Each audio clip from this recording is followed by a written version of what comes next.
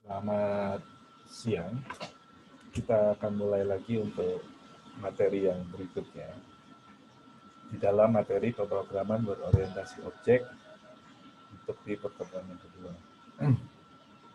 Oke, akan saya mulai dengan pertanyaan. Jelaskan perbedaan antara metode analisis dan perancangan dari suatu sistem yang menggunakan paradigma konvensional atau struktural dibandingkan dengan paradigma yang berorientasi objek. Ada yang bisa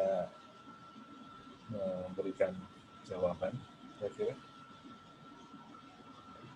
Lewat chat boleh atau lewat mikrofon.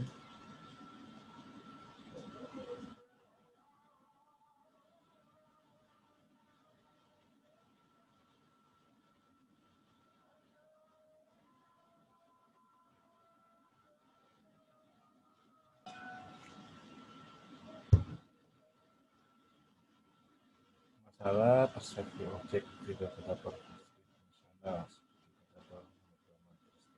Oke, bagus. Ada lagi?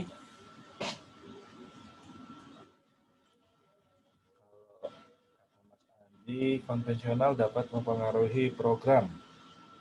Saya rasa yang untuk yang berorientasi objek juga bisa mempengaruhi program ya atau aplikasi. Yang membedakan ada di sisi cakupannya. Oke, baik, saya lanjutkan lagi. Jadi jawabannya sudah cukup bagus. Jadi secara umum paradigma konvensional atau struktural paradigm berfokus pada proses, ya.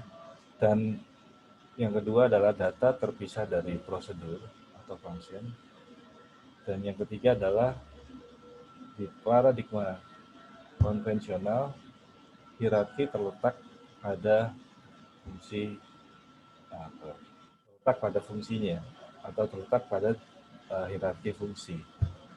Nah, sedangkan untuk paradigma yang berorientasi objek, mereka itu berfokus kepada objek itu sendiri yang seperti yang saya bilang minggu lalu dan seperti yang dijawab oleh Mas Mayat, dia tidak pada prosedurnya atau fungsinya, di mana data dan prosedur itu merupakan bagian daripada objek atau disimpan di dalam sebuah objek. Dan yang ketiga, dia didekomposisi berdasarkan datanya. Oke. Nah, analisa dan rancangan dari sistem yang berbasis konvensional biasanya di level kebutuhan.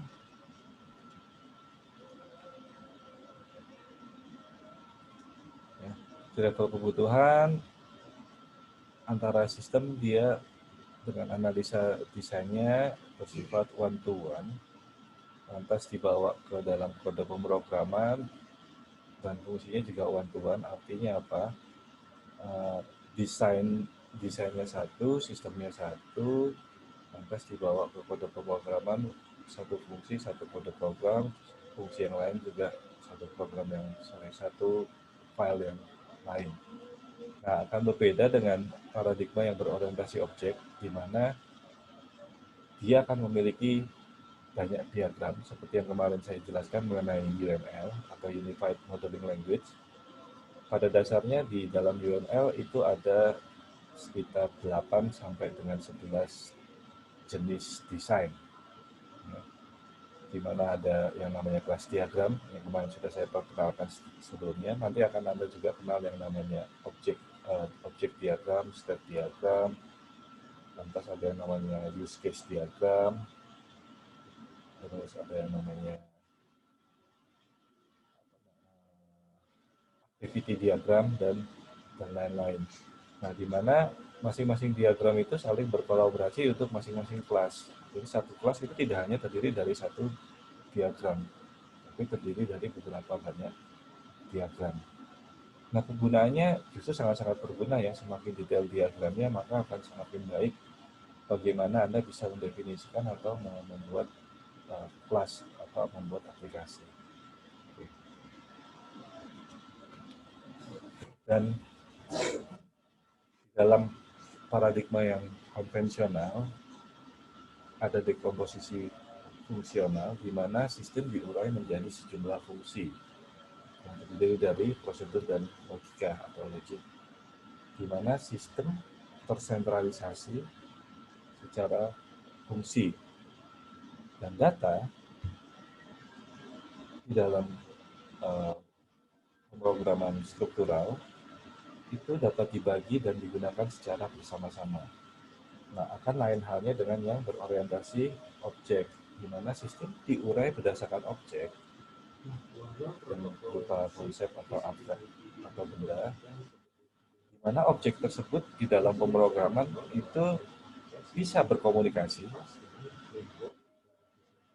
dan melaksanakan suatu perintah dengan cara mengirim pesan antara satu dengan yang lainnya. Tetapi data yang dimiliki objek itu tidak bisa diakses oleh objek yang lain. Nah, ini sudah merupakan perbedaan antara yang fungsional dengan yang objek. Sehingga kita bisa namakan pelayanannya dilakukan secara desentralisasi. Artinya apa? Setiap pelayanan atau fungsi hanya bisa dilakukan oleh objek itu sendiri. Ya.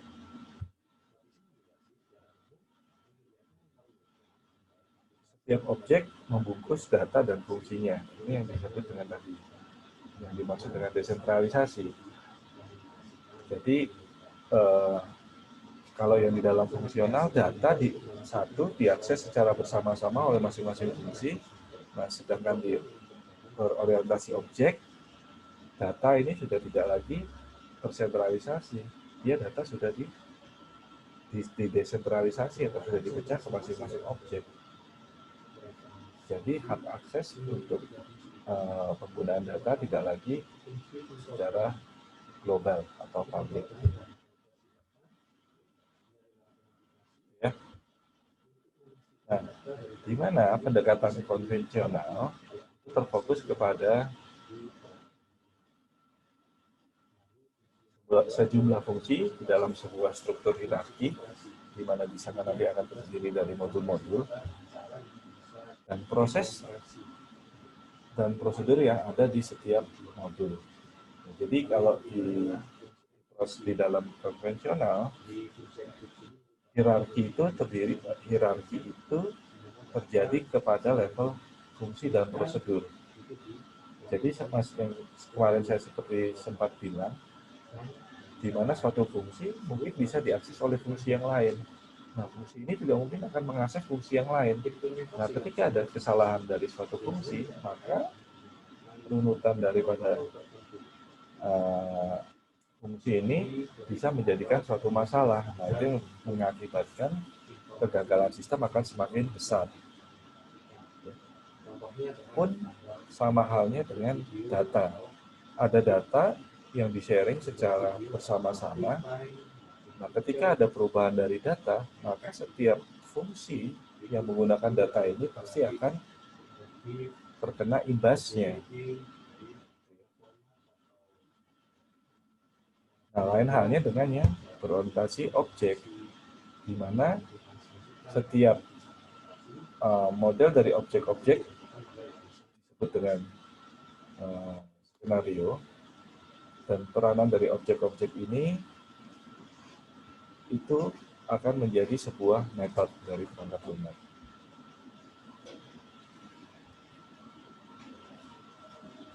Nah, selanjutnya, jadi apa yang dimaksud dengan objek?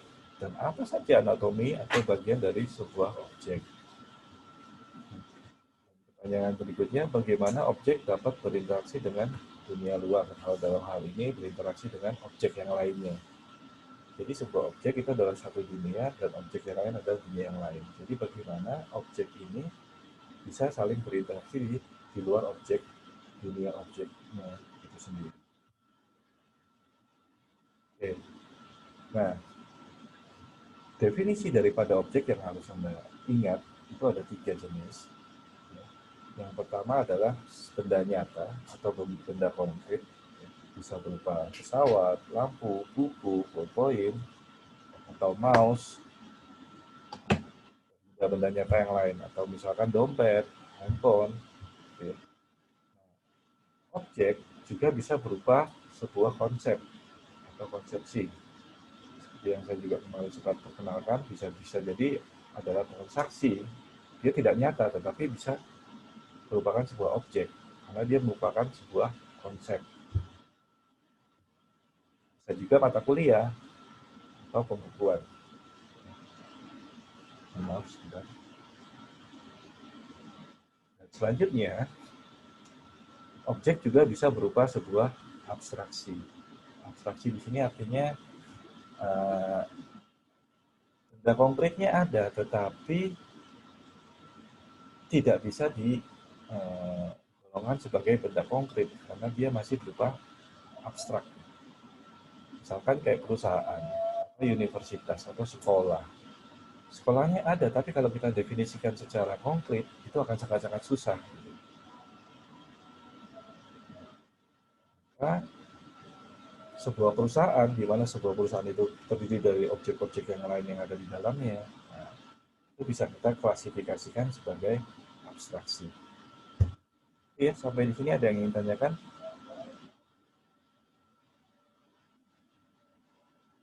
Jadi, objek itu tidak melulu hanya sebuah benda padat.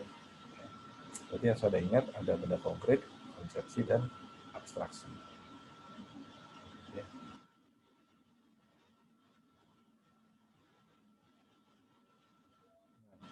Atribut dari objek itu merupakan, oke, ada yang bertanya, setiap objek tidak harus memiliki behavior. Kira-kira ada yang bisa jawab lagi nggak?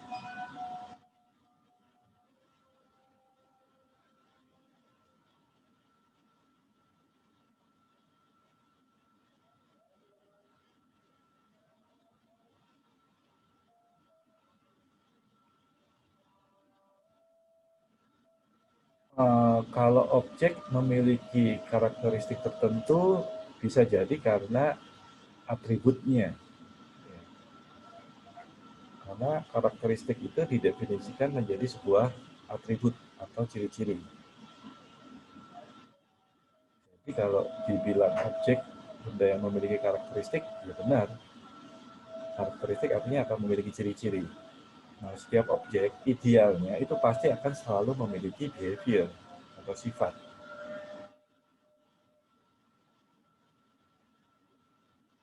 Oke. Kira-kira ada nggak gambaran mengenai objek yang tidak memiliki behavior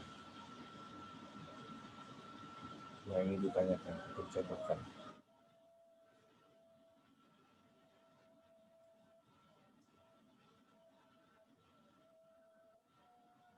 Oke ya.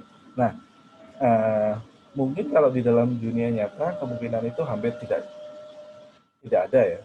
Setiap objek pasti memiliki behavior. Nah, tetapi dalam pemrograman bisa jadi sebuah objek yang dia memiliki behavior di dunia nyata, tetapi bisa jadi tidak dibutuhkan oleh aplikasi. Maka bisa jadi Anda tidak menggunakan behavior dari objek tersebut. Atau bisa jadi Anda tidak menggunakan atribut dari objek tersebut. Atau bisa jadi atribut dari objek itu merupakan turunan dari objek yang lain. Nah, ketika saya bilang uh, saya sebagai dosen, gitu, objek dosen, mungkin saya tidak perlu lagi ada yang namanya atribut nama di dalam objek saya. Kenapa? Karena saya merupakan turunan dari objek pegawai. Ya, itu akan saya jelaskan lebih rinci di slide nanti. Ya. Terima kasih, pertanyaannya bagus. Tapi untuk yang saya jelaskan saat ini sudah cukup dipahami ya tadi, terutama untuk definisi daripada objek yang saya sebutkan di sini. Jadi yang paling harus, satu hal yang Anda ingat ketika Anda ingin mendefinisikan suatu objek, ada tiga hal ini. Apakah dia berupa benda mati, atau benda konkret, atau dia sebuah abstraksi atau konsep, dia berupa konsepsi atau dia berupa abstraksi. Jadi kalau dengan mengacu kepada tiga tiga jenis ini, maka hampir seluruh benda atau seluruh apapun yang ada di dunia ini itu bisa menjadi sebuah objek.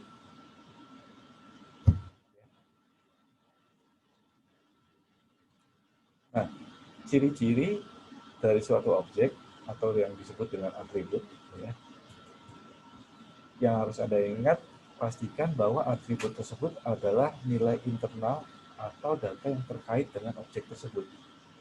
Di mana dengan adanya ciri-ciri itu, dia bisa menunjukkan, atau dengan adanya nilai internal itu, dia bisa menyebutkan ciri-ciri dari objek itu. Nah, atribut ini merupakan penggambaran dari suatu keadaan, sebuah objek atau state. Ini dimaksud dengan atribut, salah satu contohnya seperti yang saya bilang, saya punya mobil. Nah, kira-kira mobil atributnya apa? Ya, salah satunya ada merek, tipe silinder, ada warna, ada status, ada tahun. Nah, atribut ini itu bisa mendefinisikan atau bisa menjadi suatu ciri dari kendaraan yang namanya mobil. Mobil ini atributnya apa? Ada merek, warnanya apa? Merah. Nanti ada mobil yang lain, warnanya apa? Hitam, mereknya apa? Atau yang segala macam. Itu bisa menjadi ciri-ciri atau pembeda antara objek satu dengan objek yang lain, tetapi tetap dalam suatu objek yang dinamakan dengan mobil. Nah, objek mobil itu bisa terdiri dari yang merek Toyota, merek Honda, merek Mazda, Wuling, dan lain sebagainya. Pun juga dengan yang namanya silinder. Bahkan merek yang Toyota pun warnanya bisa berbeda. Nah, sama halnya dengan objek mahasiswa. Ada yang namanya Fayat, ada yang namanya Febrian, ada yang namanya Ika, ada yang namanya Fajrin, ada yang namanya Rizali. Tapi secara objek itu sama, yaitu apa? Mahasiswa. Jelas ya? Kalau ada yang tanyakan?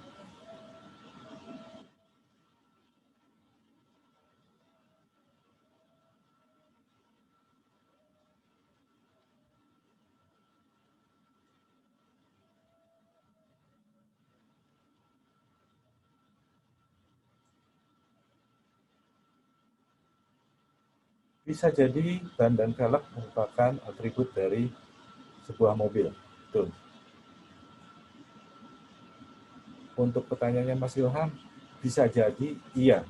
Tetapi dalam hal ini, yang untuk level ini, yang Anda harus ingat, setiap objek pasti harus memiliki atribut dan metode.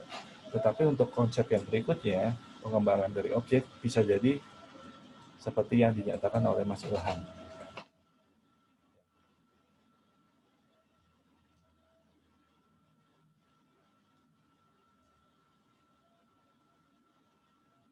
Oke, jelas? Terima kasih untuk pertanyaannya, bagus. Oke ya, saya lanjutkan lagi. Jawabannya sudah cukup dimengerti.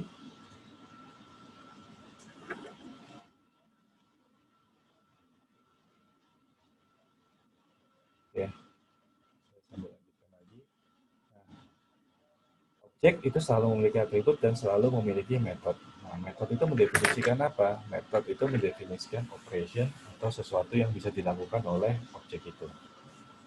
Nah, secara definisi, behavior mendefinisikan bagaimana suatu objek bertindak dan bereaksi. Dan itu berhubungan secara langsung dengan fungsi yang diterapkan pada suatu atribut. Artinya apa? Misalkan begini. Saya punya atribut mobil yang namanya warna. Nah, warna daripada mobil itu kan bisa berubah. Nah, maka saya mungkin bisa membuat suatu fungsi yang namanya berubah warna. Atau bisa jadi ada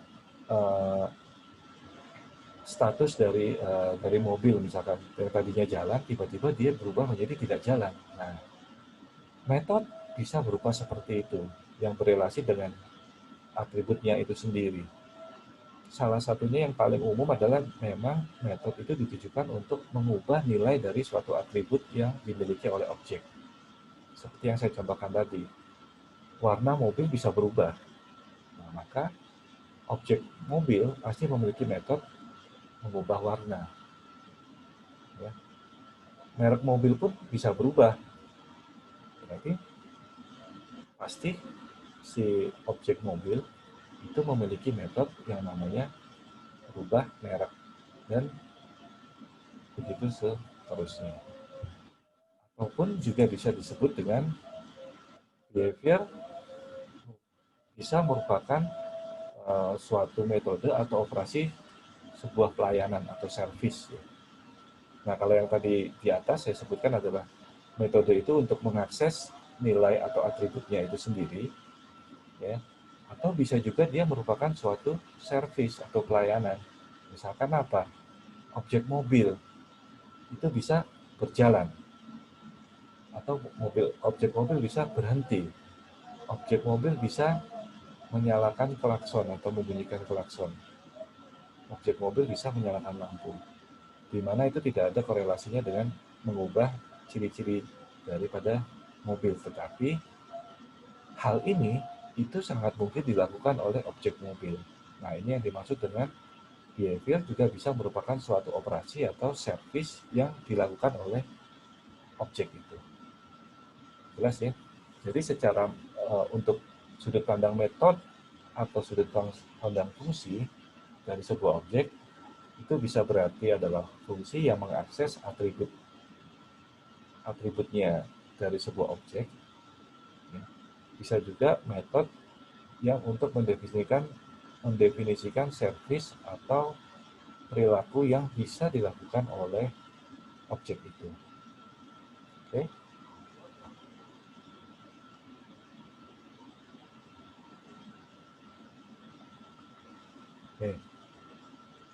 Oke, untuk Mas Fajrin, ban dan velg itu sebenarnya bisa untuk objek apa saja. Ya. Jadi misalkan gini, mobil dan sepeda motor atau sepeda panjang, ya, itu bisa menjadi suatu objek yang sama. Misalkan apa? Objek kendaraan. Saya punya objek kendaraan. Objek kendaraan, dia punya atribut ban dan atribut velg. Ya. Nah, objek ini itu berarti kan kalau saya bilang ini masih objek secara umum. Nah, berarti dia bisa mencakup yang namanya sepeda dan bisa juga mencakup yang namanya mobil. Kenapa? Karena ciri-cirinya masih belum terspesifikasi. Karena hanya ciri-ciri umum, yaitu apa? Dia punya ban, punya velg, ya. Dia juga mungkin punya setir, di mana antara mobil dan sepeda itu memiliki atribut yang sama. Maka Anda bisa mengklasifikasikan kedua objek dunia nyata itu menjadi sebuah objek abstraksi yang saya tadi sebutkan, yaitu apa? Kendaraan. Oke?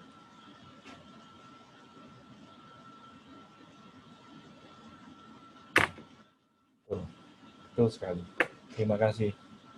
Sampai di saat ini cukup jelas pemahamannya.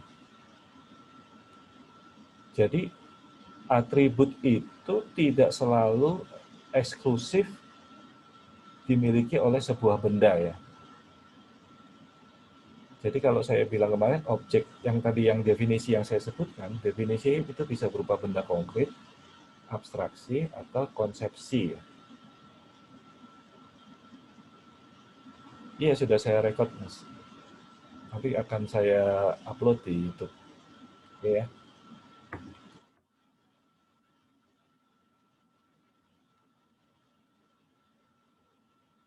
Untuk sampai saat ini ada yang masih bingung. Nah, ini seperti contohnya adalah metode. Metode pun sama halnya dengan atribut. Ya. Misalkan ada objek ikan dan ada objek penyelam. Nah, mereka mungkin bisa dijadikan satu objek yang sama ketika mereka sharing metode yang sama. Nah, ikan bisa berenang, penyelam pun bisa berenang, gitu ya. Nah, mereka mungkin bisa menjadi objek yang sama, bisa jadi nanti akan menjadi objek yang berbeda. Ya. Tergantung tadi definisi daripada objek yang akan Anda buat. Sama halnya dengan misalkan saya sebagai dosen, itu bisa menjadi beda dengan Anda sebagai mahasiswa ketika Anda ingin membuat suatu sistem aplikasi kampus, misalkan, si akad. Ya. Saya berperan sebagai dosen dengan Anda sebagai mahasiswa, itu akan berbeda secara objek. Tetapi, antara Anda dan saya mungkin bisa menjadi sama, atau satu objek, misalkan, kalau dilihat dari sudut pandang sistem informasi toko gitu. Saya bisa menjadi customer, Anda pun bisa jadi customer. Dalam aplikasi toko. Atau kalau kita lihat dari sistem aplikasi toko, maka saya dengan Anda itu tidak berbeda secara objek, karena perannya adalah customer. Nah, tetapi Anda dan saya itu bisa berbeda ketika kita bicara di aplikasi si akad, di mana saya memiliki peran sebagai dosen dan Anda memiliki peran sebagai mahasiswa. Jelas ya? Oke. Kira-kira mobil adalah benda mati atau benda hidup? Benda mati, Pak. Nah, pertanyaannya Mas Darman bisa terjawab ya.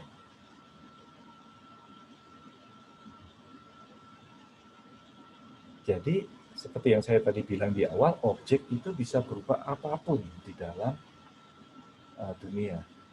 Nah, kembali lagi kalau kita persempit sudut pandangnya, kita akan lihat dari sudut pandang sistem atau sudut pandang aplikasi.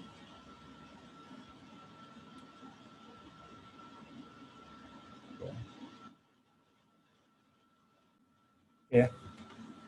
Nah, yang slide saya berikutnya, jadi secara garis besar, anatomi dari sebuah objek itu terdiri dari, yang pertama adalah nama objek itu sendiri, ya.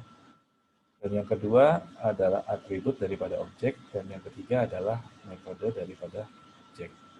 Di mana nanti cara komunikasi dari objek satu dengan objek yang lainnya diharapkan hanya melewati pesan. Jadi kalau kita bisa definisikan secara sederhana, apa itu objek? Objek merupakan sekumpulan daripada atribut ditambah dengan metode. Itu definisi secara sederhana. Nah, setiap objek akan berkomunikasi dengan objek yang lainnya dengan cara mengirimkan pesan. Jadi, dicontohkan misalkan saya punya objek lingkaran, lantas saya membuat definisi objeknya di dalam pemrograman. Berarti harus ada yang apa namanya? Objek nama, ada objek atribut, dan harus ada objek method atau operation. Di mana nanti dari objek ini akan bisa membuat objek di dalam pemrograman menjadi lebih spesifik lagi.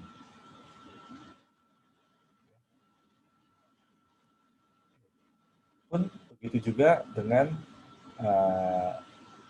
objek ini ini gambaran saja tentang konsep yang akan saya berikan nantinya. Jadi ada sebuah kelas, ya, atau sebuah objek, itu nanti bisa menjadi subkelas daripada kelas yang lain atau sub-objek dari objek yang lain.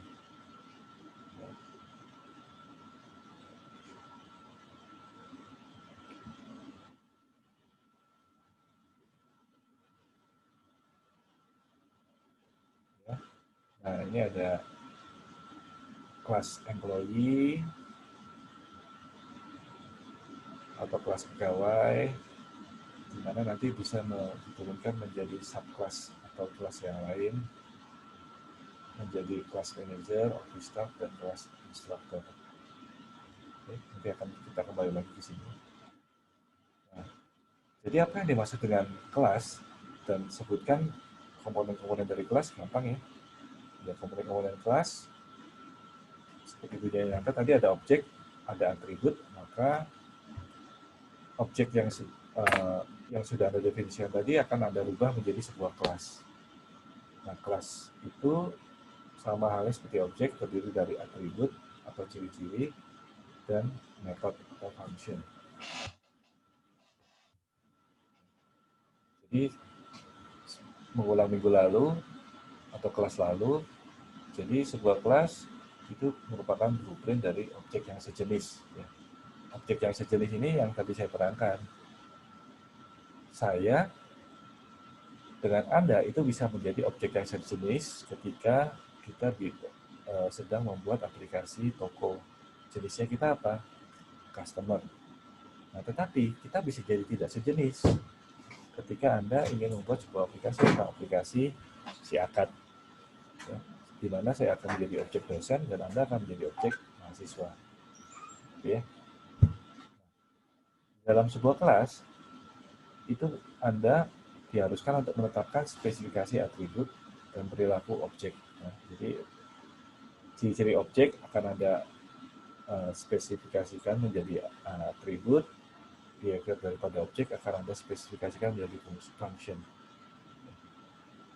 Jadi kalau kita bicara objek, maka kita akan selalu bilang yang namanya ciri-ciri dan behavior. Tapi kalau kita bawa ke dalam level kelas, maka ciri-ciri ini akan menjadi atribut dari kelas, behavior daripada objek akan menjadi metode dalam sebuah kelas. Jadi ini sebenarnya sama, hanya beda istilah. Kenapa beda istilah? Karena memang yang satunya adalah definisi secara sebenarnya, sedangkan kalau di dalam kelas itu sudah ke dalam level pemrograman. Jadi kita harus memisahkan definisi tersebut. Dimana kalau di dalam objek definisinya masih secara umum, sedangkan kalau di dalam pemrograman definisinya harus secara khusus atau implisit. Nah, dalam hal ini objek yang di dunia nyata ketika Anda bawa ke dalam pemrograman, maka dia akan menjadi sebuah kelas. Oke? Jadi tadi objek mahasiswa di dunia nyata, maka ketika Anda bawa ke dalam aplikasi, dia akan menjadi kelas mahasiswa. Gitu ya. Nah, objek dunia nyata ini kan pasti memiliki segudang atribut. Nah, tetapi apakah semua atribut harus dibawa ke dalam kelas di dalam pemrograman? Tidak juga. Mungkin Anda hanya butuh nama, alamat, tanggal lahir gitu. Padahal objek mahasiswa banyak sekali, misalkan yang tidak digunakan di dalam si akad gitu misalkan tinggi badan, berat badan. Padahal kan atribut mahasiswa punya tinggi badan dan berat badan, tetapi apakah digunakan nanti di aplikasi si akad? Kan tidak. Maka atribut yang ada di objek dunia nyata ini tidak semuanya harus dimasukkan ke dalam kelas pemrograman. Ya.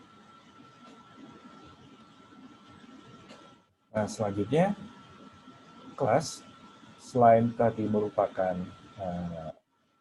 representasi daripada objek di dunia nyata, ternyata kelas juga bisa merupakan sebuah turunan.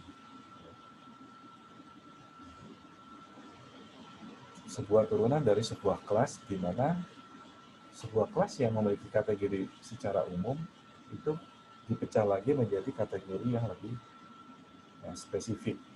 Ya. Contohnya ada di belakang ini, misalkan ada kelas orang, di mana dia akan diturunkan menjadi kelas pegawai. Nah, di mana di dalam kelas pegawai itu bisa diturunkan lagi menjadi kelas instruktur. Artinya apa? Kelas superkelas itu adalah kelas yang sangat-sangat umum. Lantas nanti bisa diturunkan menjadi kelas yang lebih spesifik. Dan nanti akan bisa diturunkan lagi menjadi kelas yang lebih spesifik. Sampai berapa lapis turunannya? Ya ratusan. Ya sejauh Anda memang butuh yang lebih spesifik, maka ya silakan diturunkan. Ya.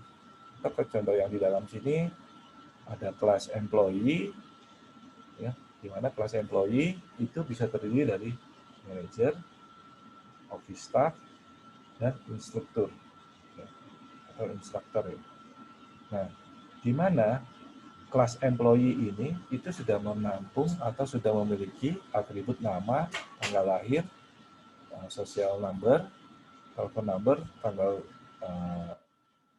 tanggal dipekerjakan, titelnya, rata-rata gaji, dan status. Nah, ketika kelas employee ini diturunkan ke kelas manager, maka kelas manager ini tidak perlu lagi mendefinisikan atribut-atribut ini, karena dia otomatis akan dimiliki oleh si kelas manager. Jadi kelas manager tidak perlu lagi mendefinisikan atribut ini, karena kelas manager ini merupakan pewarisan atau inheritance dari kelas employee. Itu ya.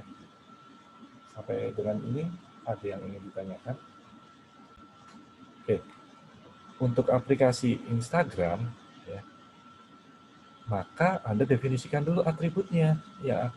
Anda definisikan dulu objeknya. Objek di dalam aplikasi Instagram siapa kira-kira? Yang pertama mungkin user. Ya. Nah, baru Anda bilang ada objek user atau objek pengguna.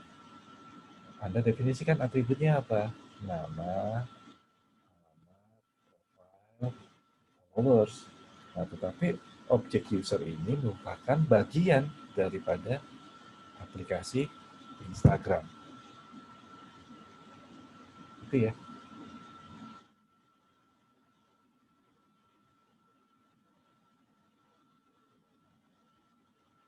Objeknya profil Instagram bisa jadi, atau lebih tepatnya user Instagram ya, atau pengguna Instagram. Tuh.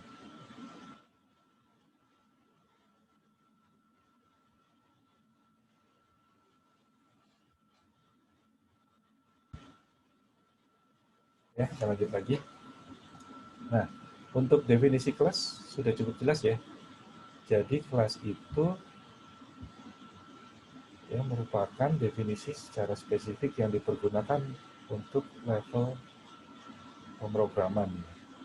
Tapi ketika Anda bicara objek di dunia nyata, maka itu masih objek yang ada di objek yang menjadi calon daripada kelas di pemrograman. Ya.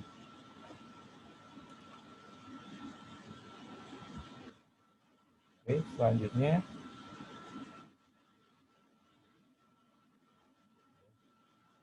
sudah saya sebutkan beberapa yang namanya koleksi atribut.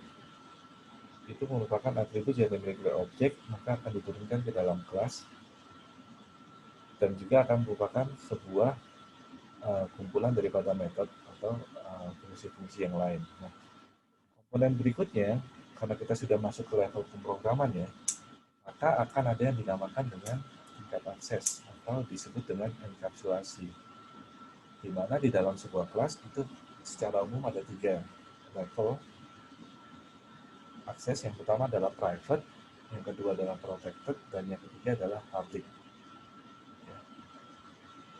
Nah, fungsinya tingkat akses ini adalah untuk level private, ya, setiap atribut yang Anda definisikan sebagai private, maka atribut itu hanya bisa diakses oleh kelas itu sendiri. Jadi setiap atribut atau method yang Anda definisikan secara private, maka atribut atau metode itu hanya bisa diakses oleh kelas itu sendiri. Jadi dia eksklusif milik kelas itu. Nah, maka kalau dibawa lagi ke level yang lebih tinggi, ada yang namanya package. Package merupakan suatu kelas yang berada di dalam satu grup. Atau bisa disebut juga dengan kalau saya punya, ini di level pemrograman ya, jadi saya punya kelas ini terdiri dari satu paket apa, maka kalau Anda definisikan atribut atau fungsinya itu di level package, maka mereka hanya bisa sharing atau atribut dan metode dalam sebuah kelas atau dalam kelas yang berada di dalam paket yang sama. Bagaimana dengan level protected? Nah, level protected ini adalah sama halnya dengan package, ya, tetapi definisinya lebih spesifik ke pewarisan. Ya. Jadi ketika Anda membuat atau mendefinisikan atribut atau fungsi dengan tingkat akses protected, maka fungsi-fungsi atau atribut-atribut yang dimiliki oleh kelas itu hanya bisa diakses oleh kelas-kelas yang menjadi turunan daripada kelas atau yang memiliki relasi dari kelas itu sendiri. Nah, sedangkan untuk level public itu tidak ada keamanan. Artinya apa? Setiap atribut ataupun metode yang dimiliki oleh sebuah kelas itu pasti akan bisa diakses secara langsung oleh kelas yang lainnya. Nah, nanti akan saya jabarkan kapan saya harus pakai private, kapan saya harus pakai public. Secara umum, ya, secara umum di dalam sebuah aplikasi yang selalu bersifat private adalah data atau atribut-atribut dari sebuah kelas. Dan secara umum juga yang bersifat public adalah metode-metode atau function-function dari sebuah kelas.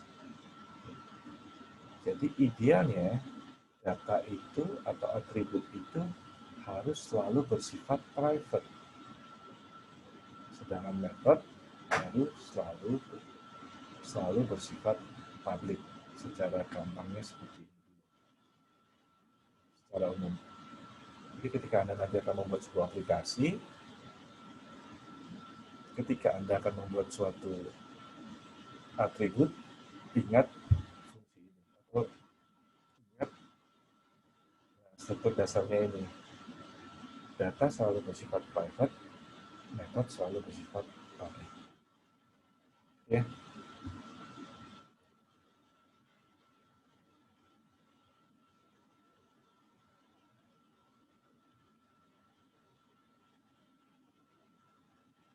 Oke. Pertanyaannya Mas Dharma, saya coba jawab dulu ya.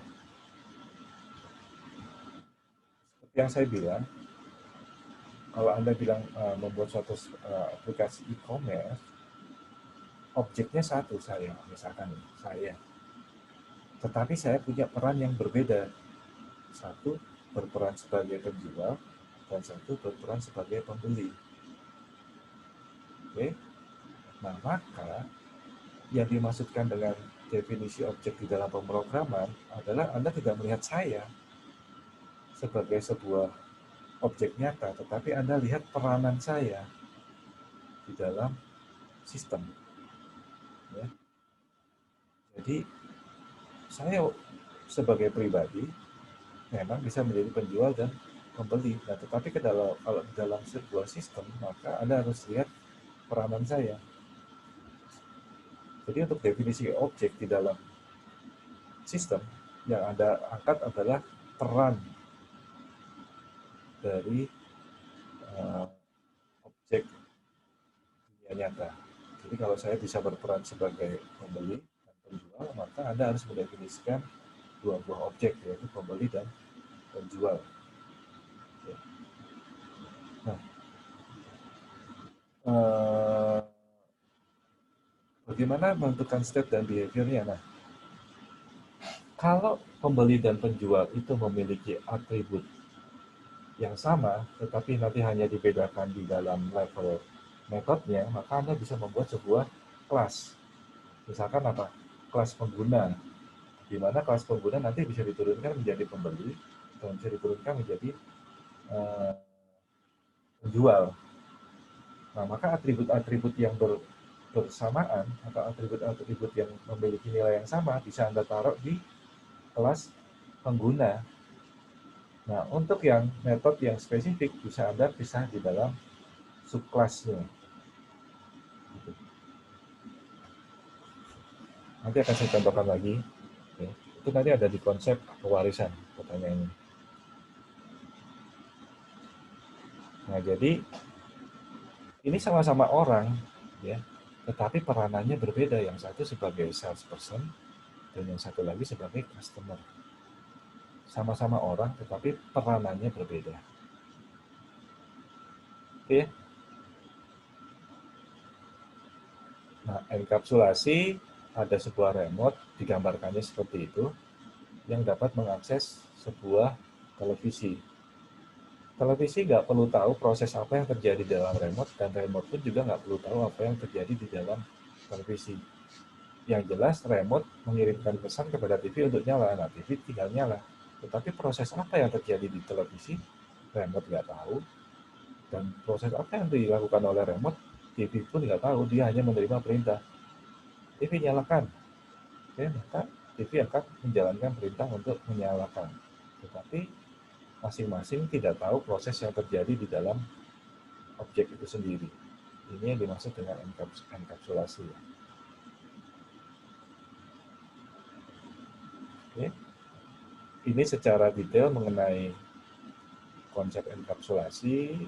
Berarti apa? Ada tadi masing-masing objek itu hanya berdiri, hanya memastikan setiap objek itu eksklusif hanya untuk menentukan objek itu sendiri. Masing-masing hanya berinteraksi melalui sending message.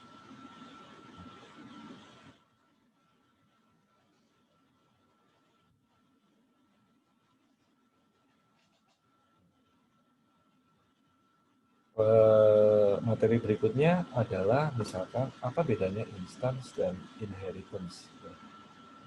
Kalau instan tadi adalah sebuah objek itu di objek dunia nyata, ya, objek dunia nyata itu nanti ketika di dalam aplikasi akan Anda jadikan sebuah kelas. Nah, kelas ini seperti definisinya adalah merupakan sebuah blueprint. Nah, dalam pemrograman, blueprint ini atau kelas ini itu bisa dipergunakan untuk menciptakan objek di dalam aplikasi. Jadi Anda harus lihat bedanya antara objek di aplikasi dengan objek yang ada di dunia nyata. Nah, hubungan antara kelas aplikasi dan objek aplikasi itu dinyatakan dalam suatu notasi. Objek aplikasi merupakan instan atau merupakan sesuatu yang dibuat dari kelas, atau dalam bahasa Inggris, object is instance of class. Objek di dalam aplikasi dibuat dari kelas pemrograman. Ya. Sedangkan inheritance atau pewarisan itu tadi yang saya gambarkan, ada kelas manusia diturunkan menjadi kelas mahasiswa, diturunkan menjadi kelas dosen. Ya.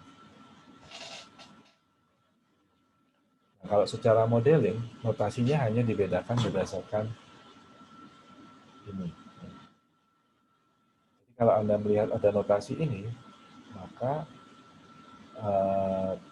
kelas ini, kelas 2 atau objek 2 ini merupakan instan daripada kelas 1. Jadi kelas 2 ini bukan kelas dalam artian kelas, ya, ini adalah objek. Ya. Objek kelas 2 ini itu diciptakan dari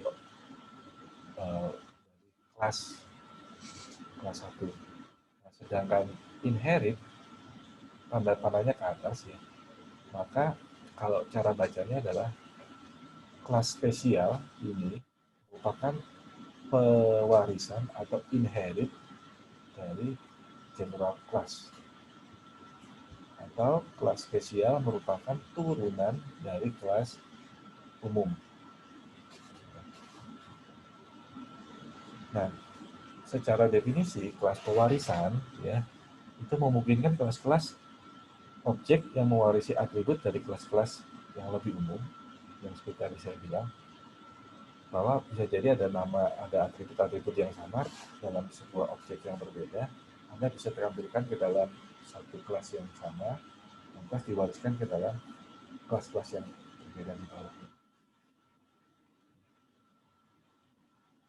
Kalau bisa dibilang, kelas umum diturunkan menjadi kelas yang lebih spesifik. dalam gambarnya seperti ini. Saya punya kelas umum namanya kendaraan. Kendaraan ini mungkin punya yang atribut yang tadi yang namanya warna, atribut yang namanya uh, jenis mesin, atau atribut yang namanya roda. Ya. Nah, ini secara umum. Nah, karena dia masih umum, padahal yang diklasifikasikan kendaraan itu objeknya banyak. Bisa jadi apa? Ada mobil, dan tadi ada yang namanya sepeda. Nah, baik sepeda maupun mobil itu pasti akan memiliki atribut yang dimiliki oleh vehicle, seperti apa tadi, warna, ya. Atau yang dimiliki lagi seperti ban, ya, atau pelek. Nah, di dalam kelas turunan ini Anda tidak perlu lagi mendefinisikan atribut yang dimiliki oleh kelas vehicle, atau ada yang namanya rickshaw atau becak, ya.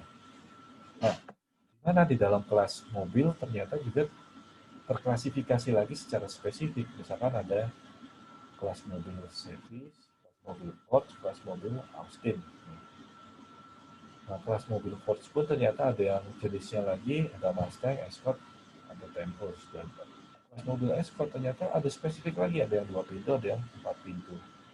Nah, jadi konsep daripada pewarisan ini, semakin atas itu adalah sebuah kelas yang general atau umum, semakin ke bawah adalah sebuah kelas yang disebut dengan kelas khusus atau spesifik kelas. Contohkan lagi, apa itu zebra? Misalkan zebra adalah seperti kuda tetapi punya strip-strip. Dia bisa dibilang kuda, bisa, tetapi dia agak sedikit berbeda dari kuda. Kenapa? Karena dia punya strip-strip. Nah, maka secara umum zebra adalah kuda, tetapi kalau Anda ingin spesifik, misalkan dikasih strip-strip, maka dia akan menjadi zebra. Nah, ketika sudah seperti ini, kita bisa bilang bahwa zebra merupakan bagian daripada kuda. Tapi kuda dengan zebra secara umum sama, tetapi secara khusus tidak sama. Nah, atau seperti ini.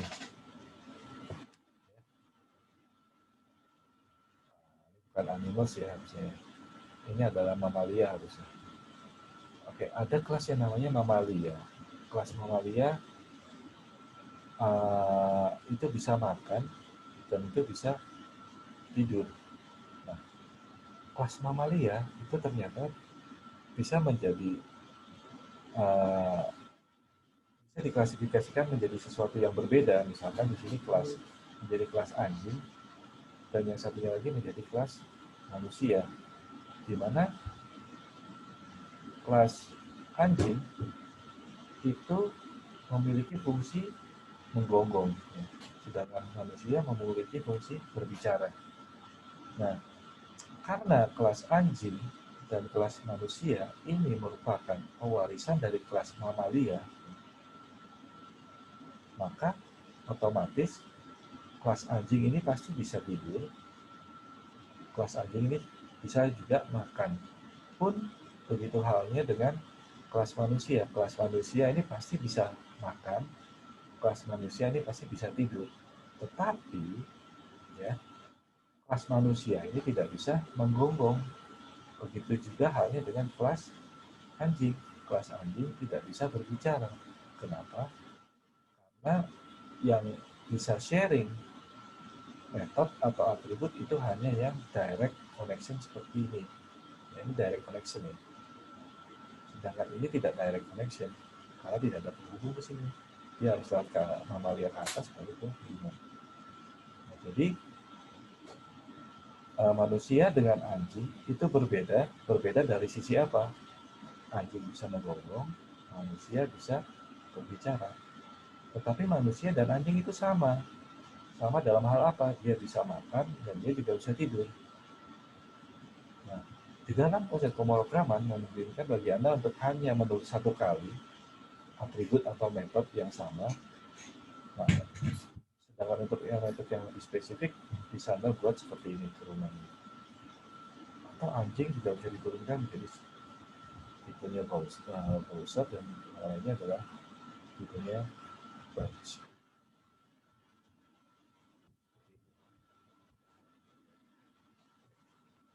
Oke, sampai di sini ada yang ingin ditanyakan?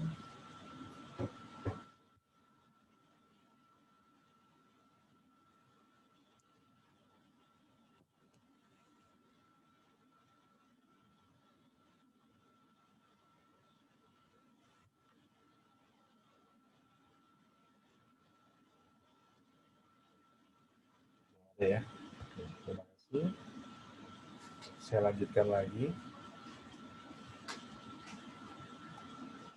Nah, di dalam penulisan kode program, di dalam model kelas diagram, maka ketika Anda melihat gambar seperti ini, atau desain seperti ini, atau model seperti ini, maka bisa Anda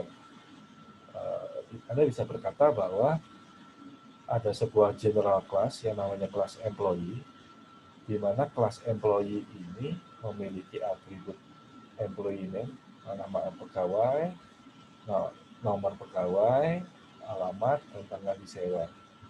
Dan berikutnya ada metode print label. Nah, di dalam kelas employee ini, ya, itu diturunkan lagi menjadi karyawan hourly employee atau karyawan tidak tetap atau karyawan yang jam-jaman ya. Atau ada juga karyawan yang tetap berbasis gaji, ya. Atau juga ada karyawan yang bersifat konsultan atau konsultan di sini. Nah, maka bisa dipastikan seperti yang tadi saya bilang, seluruh kelas yang ada di bawahnya kelas employee itu pasti memiliki semua atribut dan semua metode dari kelas employee. Jadi otomatis kelas hourly employee ini pasti memiliki employee name. Jadi Anda nggak perlu lagi buat employee name, address, karena semuanya sudah diakomodasi oleh kelas employee. Jadi otomatis semuanya ini yang ada di sini pasti dimiliki oleh kelas employee. Ya.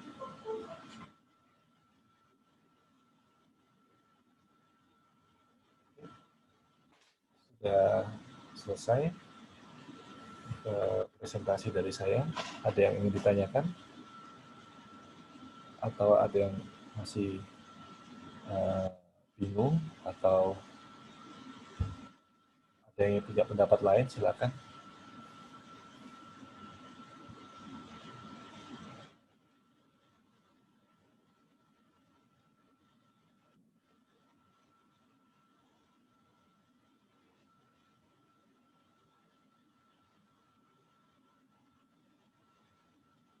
Sudah cukup jelas ya? Oke, jika tidak ada yang ditanyakan, sama halnya seperti pertemuan yang sebelumnya, saya sudah membuat aplikasi KitBuild, ya. Saya harapkan Anda coba untuk konstruk kembali apa yang sudah saya presentasikan hari ini. Seperti mengerti ya?